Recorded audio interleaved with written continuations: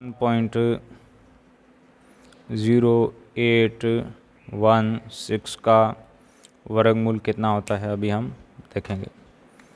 देखिए यहाँ पर कौन सा विधि काम में लेंगे हम, डिवीजन मेथड यानी भाग विधि।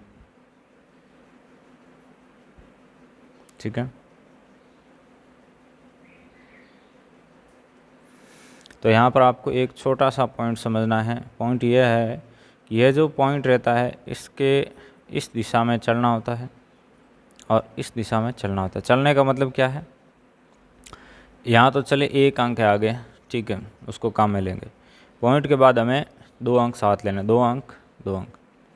हालांकि पॉइंट के पहले ज़्यादा अंक होते हैं तो उनमें भी 2-2 अंक का जोड़ा बनाकर चलते हैं, लेकिन विशेष रूप से पॉइंट के बाद हमें 2 अंक का ही जोड़ा लेना है। सोचिए यहाँ पर केवल 1 होता तो फिर जोड़ा बनाने के लिए हम क्या लिखते हैं, यहाँ खुद की तरफ से 0 लिखते हैं। ठीक है, क्योंकि पॉइंट के बाद हम किसी भी संख्या के अंक के बाद 0 0 लिख सकते हैं। ठीक है, हाँ, तो यहाँ पर हमें यहाँ से शुरू करना। तो a के लिए लिया हम संख्या लेते हैं, देखिए 1 से लेकर 9 तक।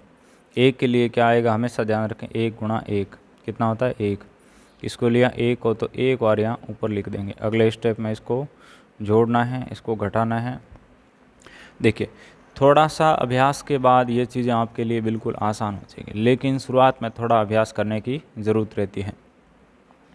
अब आगे के अंक को काम में लेने के लिए हमें इस पॉइंट को हटाना पड़ेगा। तो इस पॉइंट को हटाते हैं तो पॉइंट आपका यहाँ ऊपर आ जाता है।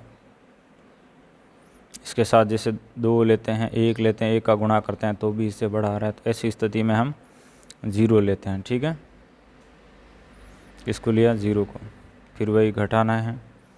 ऊपर से जो 2 अंक अंडरलाइन कर रखे उसको यहाँ ले आएंगे, इसको जोड़ना है। अब इसके साथ जैसे हम 4 लेते हैं, 4 का गुणा करते हैं, किसको ध्यान में रखते हुए कि इस संख्या से बड़ा ना है। 416 और ये 8, किसको लिया हमने 4 को, फिर घटाया, कितना आ गया 0। यह जो वैल्यू निकला है इसका वैल्यू है कितना 1.04। यह आपका दी गई संख्या का वर्गमूल है। आसान है।